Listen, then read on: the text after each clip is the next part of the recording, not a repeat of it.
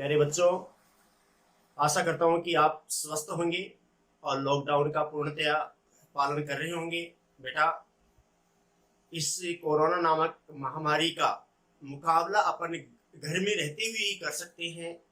घर में रहते हुए ही स्वस्थ रह सकते हैं अपन। तो इसलिए बेटा, आप संस्था के ऑनलाइन यूट्यूब चैनल पर आप ऑनलाइन कक्षाएं देखते रहें और अपना अध्ययन करते रहें। इलेक्ट्रोकेमिस्ट्री का टॉपिक बेटा अपन ने स्टार्ट कर रखा है। इलेक्ट्रोकेमिस्ट्री वाले टॉपिक में अभी तक 2 वीडियो अपलोड हो चुके हैं और अब जो अपन नेक्स्ट टॉपिक स्टार्ट करेंगे, इसी में मैंने अभी तक आपको इलेक्ट्रोकेमिस्ट्री का इंट्रोडक्शन बता चुका हूं। चालक पदार्थ क्या होते हैं, चालक पदार्थों के प्रकार में बता चुका हूं। मतलब धात्विक चालकता, वैद्युत अपघटनी चालकता, इनके बारे में पढ़ चुके हैं अपन। और इलेक्ट्रोलाइट्स के बारे में पढ़ चुके हैं, वैद्युत अपघट्यों के बारे में कि वैद्युत अपघट्य क्या होते हैं, वैद्युत अपघट्य कितने प्रकार के होते हैं, यानी प्रबल वैद्युत अपघट्य, दुर्बल वैद्युत अपघट्यों के बारे में मैंने एग्जाम्पल सहित बेटा आप लोगों को बता चुका हूं।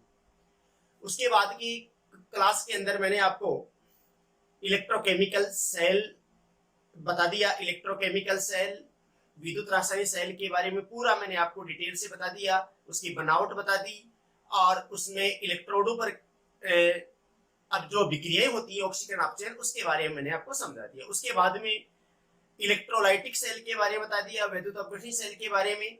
और आज जो नेक्स्ट टॉपिक स्टार्ट करेंगे बेटा, अपन इलेक्ट्रोड विभव स्टार्ट करेंगे। कौन सा टॉपिक स्टार्ट करेंगे बेटा? इलेक्ट्रोड विभव, इलेक्ट्रोड पोटेंशियल, इलेक्ट्रोड विभव, जिसको अपन ई से रिप्रेजेंट करते हैं, ई से रिप्रेजेंट करते हैं। इलेक्ट्रोड विभव, इलेक्ट्रोड पोटेंशियल। देखो, इलेक्ट्रोकेमिकल सेल के बारे में मैं बता चुका हूं, उसकी कार्य प्रणाली बता चुका हूं। इलेक्ट्रोड विभव किसे कहते हैं अपन? इलेक्ट्रोड विभव किसे कहते हैं अपन? जो इलेक्ट्रोकेमिकल सेल में है 2 अर्ध सेल होते हैं, उन दोनों अर्ध सेलों में जैसे एक में क्या हो रहा है, ऑक्सीकरण हो रहा है, एक में अपचयन होता है। तो इसका मतलब आपको ये याद आ गया होगा कि एक तो क्या हो जाएगा, ऑक्सीकरण इलेक्ट्रोड विभव, एक क्या हो जाएगा, अपचयन इलेक्ट्रोड विभव। तो सबसे पहले मैं आपको इलेक्ट्रोड विभव क्या होता है, इलेक्ट्रोड विभव कितने प्रकार का होता है और इलेक्ट्रोड विभव की उत्पत्ति कैसे होती है, उसके बारे में मैं आपको समझाऊंगा। तो बेटा, इलेक्ट्रोड विभव क्या है? धातु की छड़ को उसको उसके आयनों वाले विलयन में, धातु की छड़ को उसके आयनों वाले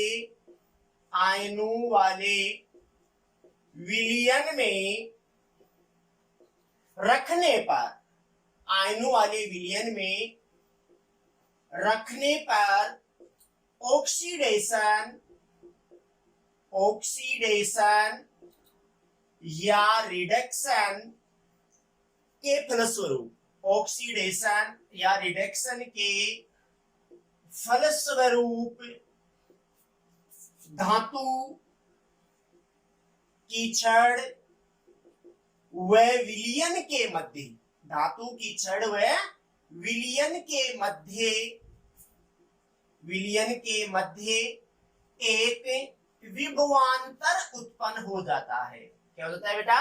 विभवांतर उत्पन्न हो जाता है, विभवांतर उत्पन्न हो जाता है, जिसे इलेक्ट्रोड विभव कहते हैं, जिसे इलेक्ट्रोड विभव कहते हैं। यानी धातु की छड़, अपन ने यहाँ अर्ध सेल लिया, इस अर्ध सेल में अपन जो धातु ली उसी का अपन ने क्या लिया, अपघट्य विलयन लिया। तो उसकी धातु की छड़ और विलयन के मध्य इसमें ऑक्सीकरण अर्ध सेल है या अपचयन अर्ध सेल, तो ऑक्सीकरण अर्धशैल है हो या अपचयन अर्धशैल, तो धातु की छड़ और विलयन के मध्य ऑक्सीकरण या अपचयन के फलस्वरूप एक विभव उत्पन्न होता है। उस विभव को इलेक्ट्रोड विभव कहते हैं, जिसको इसी रिप्रेजेंट करते हैं। इसको क्या बोलूं मैं? Electrode potential. Electrode potential, electrode विभव। तो आपको समझ में आ गया होगा बेटा। धातु की छड़ ले अपन, और जो धातु की छड़ ली उसी धातु की छड़ का वैद्युत अपघट्य विलयन ले, तो ऑक्सीडेशन या रिडक्शन के फलस्वरूप उस धातु की छड़ और विलयन के मध्य एक विभवांतर उत्पन्न हो जाता है। उस विभवांतर को इलेक्ट्रोड विभव के नाम से जाना जाता है, जिसको ई से रिप्रेजेंट करते हैं। किसे रिप्रेजेंट करते हैं बेटा? ई से रिप्रेजेंट करते हैं। अब इलेक्ट्रोड विभव की उत्पत्ति का कारण क्या है?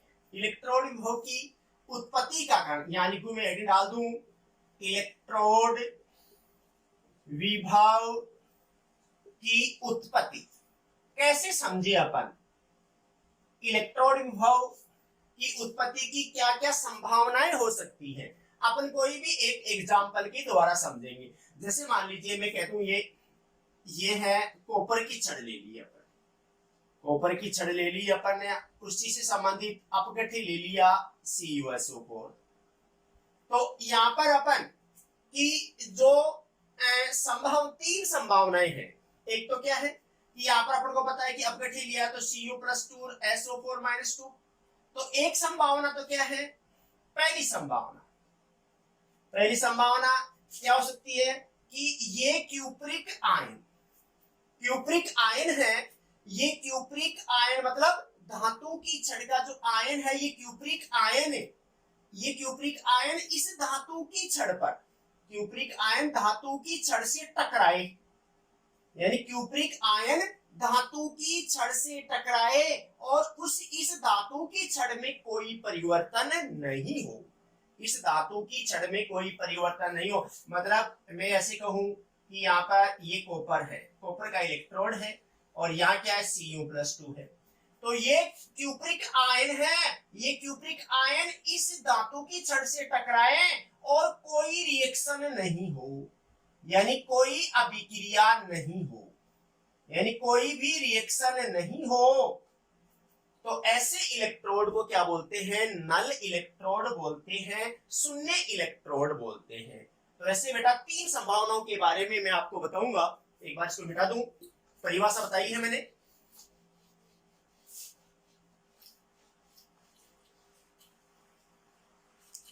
पहली संभावना क्या बताई कि क्यूप्रिक आयन धातु की छड़ से, धातु की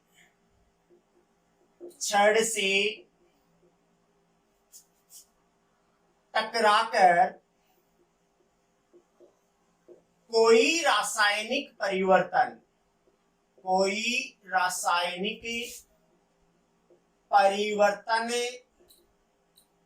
नहीं हो, कोई रासायनिक परिवर्तन नहीं हो, ऐसे इलेक्ट्रोड को नल इलेक्ट्रोड यानी शून्य इलेक्ट्रोड कहते हैं। बेटा क्या कहते हैं? शून्य इलेक्ट्रोड कहते हैं, नल इलेक्ट्रोड। यानी क्यूप्रिक आयन ये टकरा करके कोई रासायनिक परिवर्तन नहीं हो, कोई रासायनिक परिवर्तन नहीं हो, ऐसे इलेक्ट्रोड को क्या बोलेंगे बेटा? नल इलेक्ट्रोड, शून्य इलेक्ट्रोड कहते हैं। दूसरी संभावना क्या है बेटा? कि क्यूप्रिक आयन धातु की छड़ से टकराकर इलेक्ट्रॉन इलेक्ट्रॉन ग्रहण कर धातु में अपचयित हो जाए, धातु में अपचयित हो जाए, ऐसा या ऐसे इलेक्ट्रोड को कैथोड इलेक्ट्रोड कहते हैं। क्या कहते हैं बेटा? कैथोड इलेक्ट्रोड कहते हैं। ऐसे इलेक्ट्रोड को क्या कहेंगे बेटा? Cathode electrode. यानी अपन यूं कहूं कि Cu+2 धातु की छड़ से टकराए और इलेक्ट्रॉनों को ग्रहण करे, जिससे क्या बन जाए? कॉपर धातु में कन्वर्ट हो जाए। किसमें हो जाए बेटा?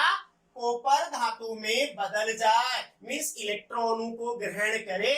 इस क्रिया को क्या बोलेंगे अपन? रिडक्शन बोलेंगे, अपचयन कहेंगे। क्या कहेंगे बेटा इसको? अपचयन। तो दूसरी संभावना ये होगी कि धातु आयन धातु से टकरा करके इलेक्ट्रॉन को ग्रहण कर अपचयित हो जाए, मीन्स उसका अपचयन हो जाए। ऐसे इलेक्ट्रोड को क्या बोलेंगे बेटा? कैथोड इलेक्ट्रोड कहते हैं। तीसरी संभावना क्या है कि अपन कहे या कॉपर धातु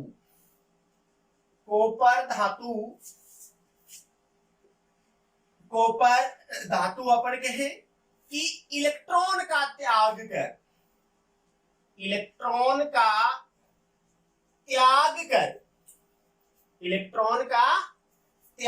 कर Cu+2 आयन क्यूप्रिक आयन में परिवर्तित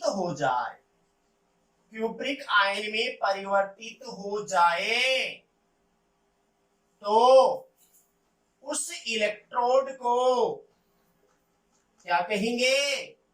एनोड। क्या कहेंगे बेटा? एनोड इलेक्ट्रोड कहते हैं। यानी कहने का मतलब कि ये कॉपर धातु है, ये इसमें 2 इलेक्ट्रॉनों का त्याग कर क्यूप्रिक आयन 2 इलेक्ट्रॉन का त्याग कर दे। इसको क्या बोलेंगे अपन? ऑक्सीकरण मतलब ऑक्सीकरण मतलब ऑक्सीडेशन कहते हैं। क्या कहते हैं बेटा? ऑक्सीडेशन। तो इस प्रकार 3 प्रकार की संभावनाएं अपन ने पढ़ी। पहली संभावना क्या है कि धातु आयन छड़ से टकराकर धातु आयन मेटल रोड से टकरा करके कोई परिवर्तन नहीं हो, मतलब न तो उसका ऑक्सीकरण हो न उसका अपचयन हो। ऐसे इलेक्ट्रोड को क्या बोलेंगे? नल इलेक्ट्रोड, शून्य इलेक्ट्रोड कहते हैं। दूसरी संभावना, धातु आयन धातु की छड़ को से टकरा करके इलेक्ट्रॉनों को ग्रहण कर ले। क्या कर ले बेटा? इलेक्ट्रॉनों को ग्रहण कर इसमें धातु में अपचयित हो जाए। ऐसे इलेक्ट्रोड को कैथोड इलेक्ट्रोड कहते हैं। यहां अपन ने अपचयन की रिएक्शन लिख ली। तीसरे क्या है? कॉपर धातु इलेक्ट्रॉन का त्याग कर क्यूप्रिक आयन मीन्स धातु आयन में, यानी जो कॉपर की छड़ है वो इलेक्ट्रॉनों का त्याग करे, इलेक्ट्रॉनों का त्याग करके धातु आयन में कन्वर्ट हो जाए। उस इलेक्ट्रोड को क्या कहेंगे बेटा? एनोड कहते हैं, मीन्स ऑक्सीकरण हो जाए। इस प्रकार बेटा इलेक्ट्रोड विभव में क्या होता है? आवेश विभाजन हो जाता है। क्या होता है बेटा? कि इस प्रकार अपन कह सकते हैं कि इलेक्ट्रोड व विलयन के मध्य आवेश विभाजन के फलस्वरूप इलेक्ट्रोड अपन कहें कि यह है इलेक्ट्रोड और विलयन के मध्य आवेश विभाजन के कारण, आवेश विभाजन के फलस्वरूप विलयन इलेक्ट्रोड संधि पृष्ठ पर, विलयन इलेक्ट्रोड संधि पृष्ठ पर विद्युत विभव उत्पन्न हो जाता है, उस विद्युत विभव को ही अपन इलेक्ट्रोड विभव कहते हैं। अभी डायग्राम के द्वारा मैं आपको बताता हूं, अपन इन तीनों के डायग्राम द्वारा रिप्रेजेंट करेंगे। अपन यहां मैं डायग्राम बनाऊं या एक बार मैं मिटा करके मैं आपको बता दूं।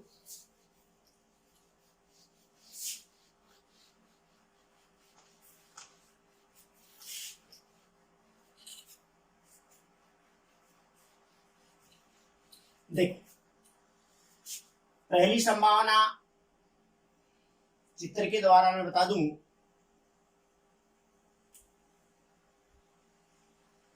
ये धातु की छड़ है, ये वैद्युत अपघट्य है, इसमें कोई रासायनिक परिवर्तन नहीं, कोई क्रिया नहीं। यानी अपन यूं कहूं कि कॉपर है, ये इससे टकरा करके कोई रासायनिक क्रिया नहीं। इसको क्या बोलेंगे बेटा? नल इलेक्ट्रोड। क्या कहेंगे इसको? नल इलेक्ट्रोड। दूसरी संभावना अपने पढ़ा कि यहां ये धातु इलेक्ट्रोड कॉपर का लिया है अपन ने, तो धातु इलेक्ट्रोड क्या है? कॉपर, उसी का वैद्युत अपघट्य है। तो यहाँ पर अपन संभावना कौन सी इलेक्ट्रोड कर ले? अपन कैथोड की, कैथोड इलेक्ट्रोड। कैथोड में क्या है कि धातु आयन इलेक्ट्रॉनों को ग्रहण करेगी। क्या करें कि यहाँ पर अपन कहें कि Cu+2 है, ये टकराए तो ये इलेक्ट्रॉन को ग्रहण करे, यानी Cu+2 ये इलेक्ट्रॉन को ग्रहण करके कॉपर धातु में अपचयित हो जाए, ऐसे इलेक्ट्रोड क्या बोलेंगे? Cathode electrode. इसका मतलब कि यहाँ पर किसका बाहुल्य है? ये यहाँ आ रहे हैं, तो किसका बाहुल्य? ये आवेश विभाजन में यहाँ positive positive positive positive positive positive, और यहाँ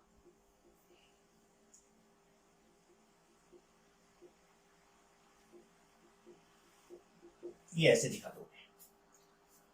तीसरे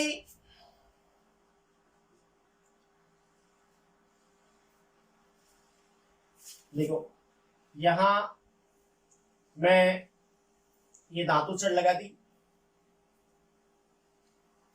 अब यहां पर देखिए कि कॉपर धातु है, यहां से टकरा कर यहां इलेक्ट्रॉन त्याग करके Cu+2, ठीक है ना? तो यहां पर मैं कहूं कि ये क्या हो जाएगा? नेगेटिव नेगेटिव नेगेटिव, ये नेगेटिव, ये, और यहाँ ये पॉजिटिव पॉजिटिव का बाहुल्य, ये पॉजिटिव पॉजिटिव का, ऐसे। तो इसका मतलब इसको क्या बोलेंगे अपन? एनोड। एनोड इलेक्ट्रोड है, मींस इसमें क्या है? कॉपर धातु इलेक्ट्रॉन का त्याग करके Cu+2 में इलेक्ट्रॉन त्याग करके, इसका मतलब ऑक्सीकरण हो जाएगा, ऐसे इलेक्ट्रोड क्या बोलेंगे? एनोड। तो देखो, पहले वाले में कोई क्रिया नहीं है, नल इलेक्ट्रोड मींस आवेश विभाजन नहीं हो रहा है, आवेश विभाजन नहीं हो रहा है। यहाँ पर इन दोनों में आवेश विभाजन देखो, इलेक्ट्रोड पर क्या है? पॉजिटिव, और यहाँ विलयन पर नेगेटिव, ये नेगेटिव और ये पॉजिटिव। तो अपन यूं कह सकते हैं कि इलेक्ट्रोड व विलयन के मध्य, इलेक्ट्रोड व विलयन के मध्य आवेश विभाजन के कारण, इलेक्ट्रोड व विलयन के मध्य आवेश विभाजन के कारण विलयन इलेक्ट्रोड, ये विलयन और ये इलेक्ट्रोड, तो विलयन इलेक्ट्रोड संधि पृष्ठ पर, विलयन इलेक्ट्रोड संधि पृष्ठ पर एक विभव उत्पन्न हो जाता है, मींस विद्युत विभव उत्पन्न हो जाता है, उसे इलेक्ट्रोड विभव कहते हैं। तो यूं कह सकते हैं मैं अपन, आता है कि इलेक्ट्रोड व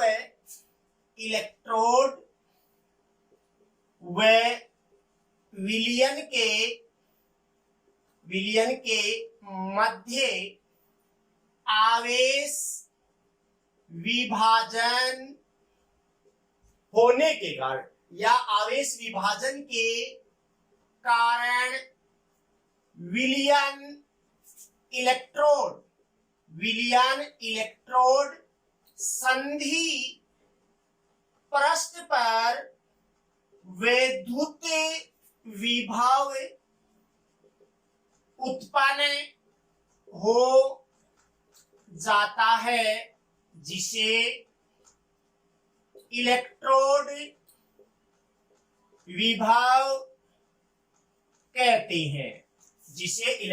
विभव कहते हैं, यानी इलेक्ट्रोड व विलयन के मध्य आवेश विभाजन के कारण के फलस्वरूप विलयन इलेक्ट्रोड संधि पृष्ठ पर विद्युत विभव उत्पन्न हो जाता है, जिसे इलेक्ट्रोड विभव कहते हैं। क्या कहते हैं बेटा? इलेक्ट्रोड विभव कहते हैं। हाँ बेटा, ये मैंने समझा दिया। अब इसको साफ करके इलेक्ट्रोड विभव के प्रकारों के बारे में पढ़ेंगे। अभी तक तो मैंने इलेक्ट्रोड विभव की परिभाषा, इलेक्ट्रोड विभव की उत्पत्ति समझा है अपन ने, और अब इलेक्ट्रोड विभव के प्रकार अपन पढ़े। इलेक्ट्रोड विभव के प्रकार अपन समझे।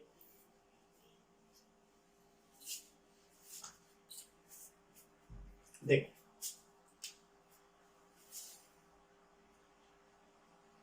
इलेक्ट्रोड विभव मैंने बताया था दो प्रकार का होता है। नंबर एक, ऑक्सीकरण इलेक्ट्रोड विभव।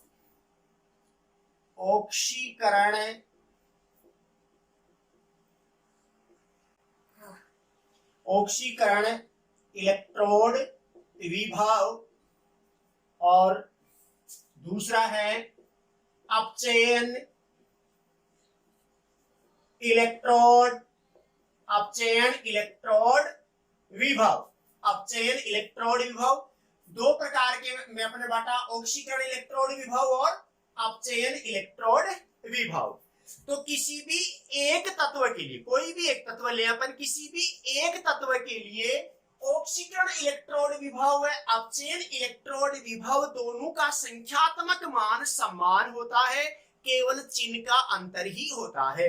यानी अगर मैं आपसे कहूं कि ऑक्सीकरण इलेक्ट्रोड विभव किसे कहते हैं, कि एनोड वाला आ गया, कि यहाँ पर ऑक्सीकरण अर्ध शेल में इलेक्ट्रोड और विलयन के मध्य जो विभवांतर उत्पन्न होता है उसको क्या बोलेंगे बेटा अपन? ऑक्सीकरण इलेक्ट्रोड विभव। और यहाँ पर अपन देखें अपचयन अर्ध शेल में जो धातु की छड़ है और विलयन के मध्य जो अपचयन हो रहा है, अपचयन होने के फलस्वरूप जो विभव उत्पन्न होता है उसको क्या बोलेंगे अपन? अपचयन इलेक्ट्रोड विभव। यहाँ पर एग्जाम्पल के द्वारा समझ ले। मैं यहाँ एग्जाम्पल लूं बेटा जिंक का। इसका एग्जाम्पल लूं मैं जिंक का। तो आपको पता है कि जिंक का यहाँ पर मैं लिख दूं, यहाँ Zn 2 इलेक्ट्रॉन का त्याग करके, Zn 2 इलेक्ट्रॉन का त्याग करके, Zn+2 2 इलेक्ट्रॉन। अब इसको अपन कैसे रिप्रेजेंट करें? संकेत के द्वारा कैसे लिखेगा? मैंने आपको कहा था कि ऑक्सीकरण अपन अर्ध शेल में इलेक्ट्रोड को दर्शाएंगे तो पहले धातु और फिर खड़ी लाइन, फिर धातु आयन। तो यहाँ क्या लिखूं मैं? धातु Zn, फिर खड़ी लाइन, फिर धातु आयन। अब ये क्या लिखूं मैं? इलेक्ट्रोड विभव को किससे रिप्रेजेंट करते हैं बेटा? ई से रिप्रेजेंट करते हैं। तो यहाँ क्या लिख दूं मैं? ई। तो ई Zn खड़ी लाइन Zn+2, इसका इलेक्ट्रोड विभव का मान कितना होता है? माइनस, यहाँ पर क्योंकि यहाँ पर अगर ऑक्सीकरण देखें अपन तो ऑक्सीकरण में तो क्या होगा इसका? यहाँ प्लस 0.76 वोल्ट। अब यही इलेक्ट्रोड, जिंक का इलेक्ट्रोड अगर अपचयन अर्ध शेल में ले, अपन अपचयन अर्ध शेल में ले, तो यहाँ मैं लिखूं Zn+2।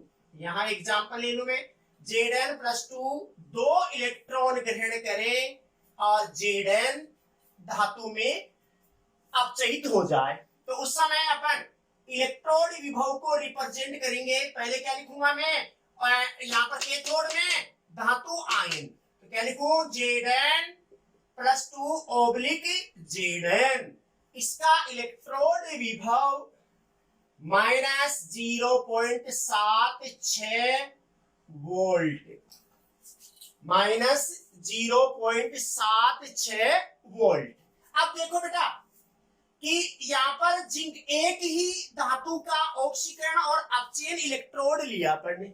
अगर इसका ऑक्सीकरण अर्ध सेल में लगाते हैं तो ये ऑक्सीकरण होता है, उस समय इसका ऑक्सीकरण इलेक्ट्रोड विभव का मान क्या है, प्लस 0.76 वोल्ट। जबकि इसी मेटल की रोड अपन अपचयन अर्ध सेल में लगाएं, उस समय इसका अपचयन इलेक्ट्रोड विभव का मान क्या है, ऋणात्मक। जबकि ऑक्सीकरण इलेक्ट्रोड विभव का मान क्या है, धनात्मक। मान संख्यात्मक मान बराबर है या नहीं, संख्यात्मक मान बराबर है, केवल चिन्ह का अंतर है। एक एग्जांपल और ले लो, जैसे मान में कहूं कॉपर का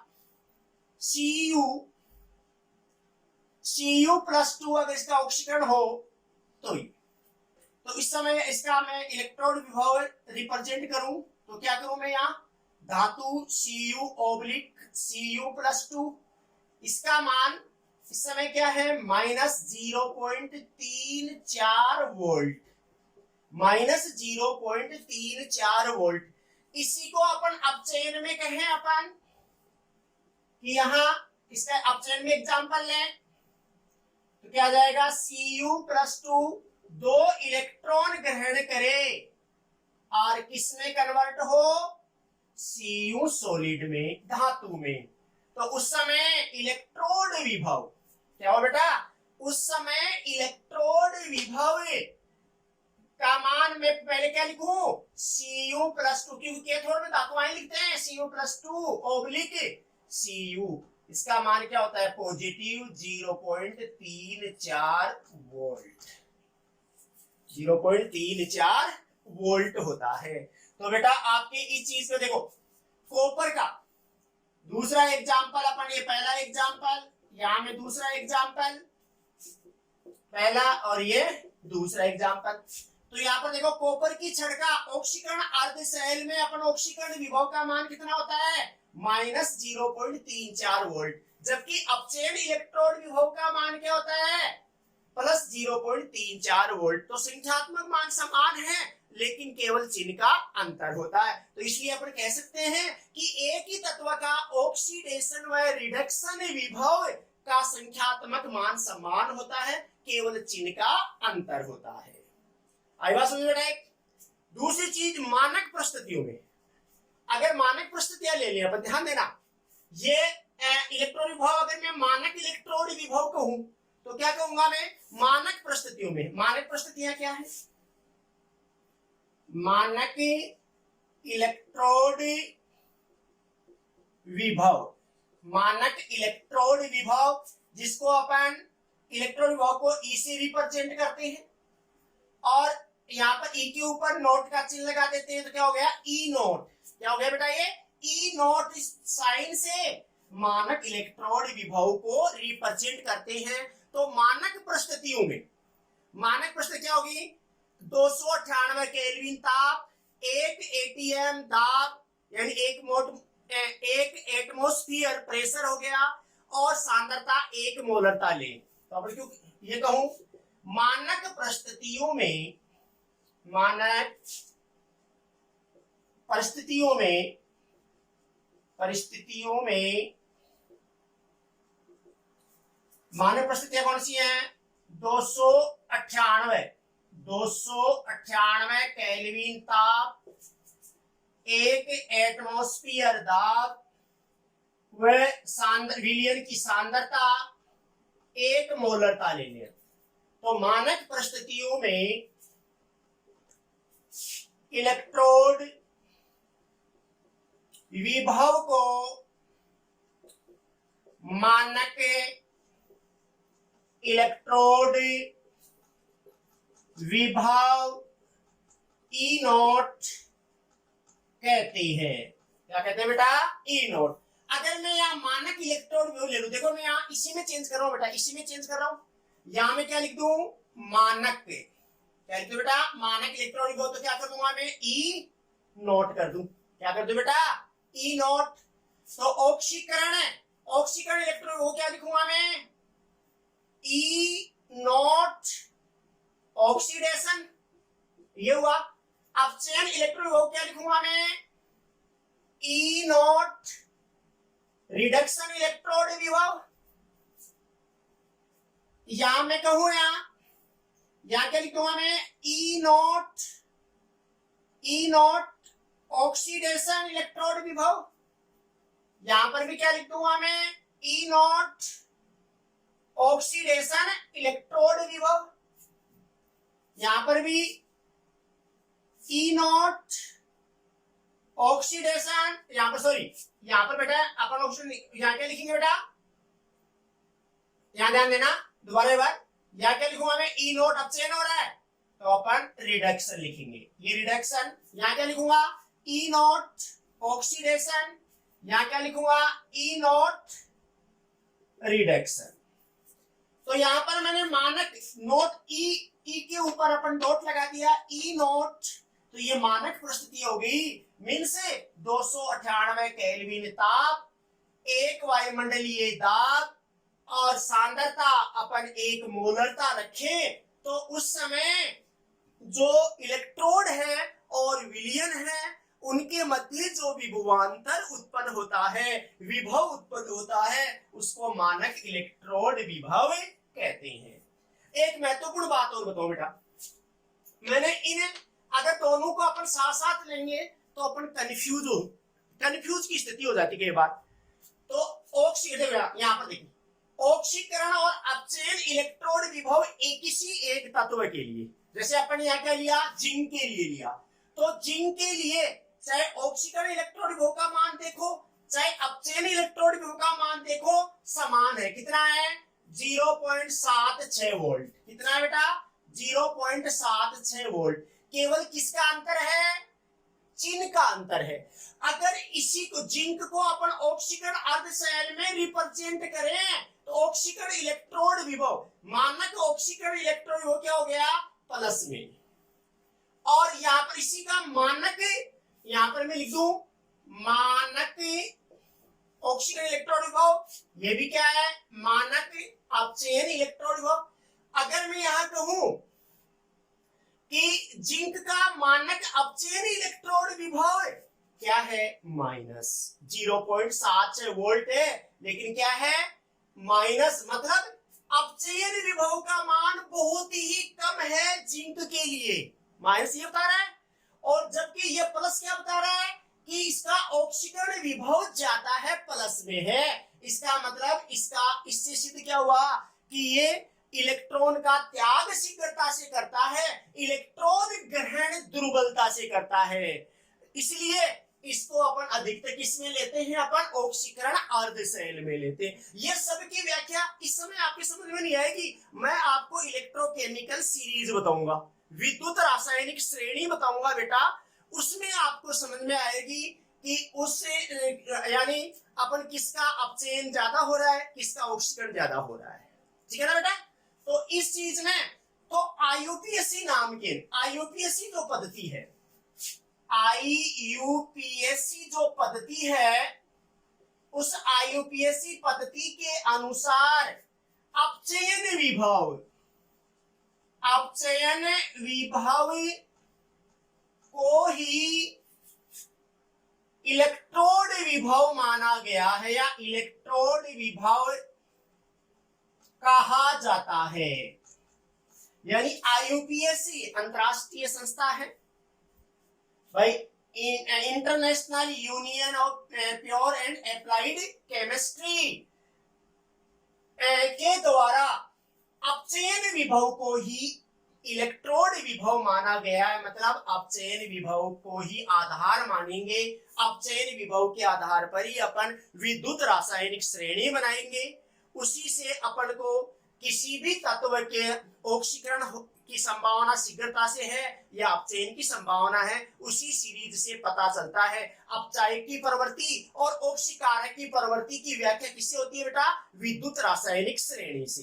तो आज की क्लास में मैंने बेटा इलेक्ट्रोड विभव क्या होता है, इलेक्ट्रोड विभव कितने प्रकार का होता है, जैसे मैं संक्षिप्त कहूं कि इलेक्ट्रोड विभव क्या है कि मान लीजिए कि अपन ये छड़ है और इसी छड़ ये जो धातु है इसी का अपन ने क्या ले लिया, विद्युत अपघट्य ले लिया, तो उसमें या तो ऑक्सीकरण होगा या अपचयन होगा। किसी भी एक ऑक्सीकरण अपचयन के फलस्वरूप इस छड़ और उस विलयन के मध्य जो विभव हो रहा है वो क्या है बेटा? इलेक्ट्रोड विभव। इलेक्ट्रोड विभव को ई से रिप्रेजेंट करते हैं, अंग्रेजी शब्द ई से। और दो प्रकार का है, ऑक्सीकरण इलेक्ट्रोड विभव और अपचयन इलेक्ट्रोड विभव। किसी भी एक तत्व के लिए दोनों विभवों का मान, संख्यात्मक मान समान होता है, केवल चिन्ह का अंतर होता है। इसी प्रकार अपन कहें कि मानक इलेक्ट्रोड विभव क्या होता है? मानक परिस्थितियों में होता है, मीन्स अपन 298 केल्विन ताप ले लें, है ना, एक वायुमंडलीय दाब ले लें और एक मोलरता अगर अपन सांद्रता ले लें, तो उन मानक परिस्थितियों में जो इलेक्ट्रोड विभव है उसको अपन मानक इलेक्ट्रोड विभव कहते हैं। आईयूपीएससी पद्धति के अनुसार, आईयूपीएससी पद्धति के अनुसार जो अपचयन विभव है क्या है? जो रिडक्शन पोटेंशियल है वो रिडक्शन पोटेंशियल को ही इलेक्ट्रोड विभव माना गया है। ठीक है बेटा, नेक्स्ट क्लास में मैं आपको शैल विभव के बारे में बताऊंगा, शैल विभव और विभवांतर में क्या अंतर है। ठीक है बेटा, धन्यवाद।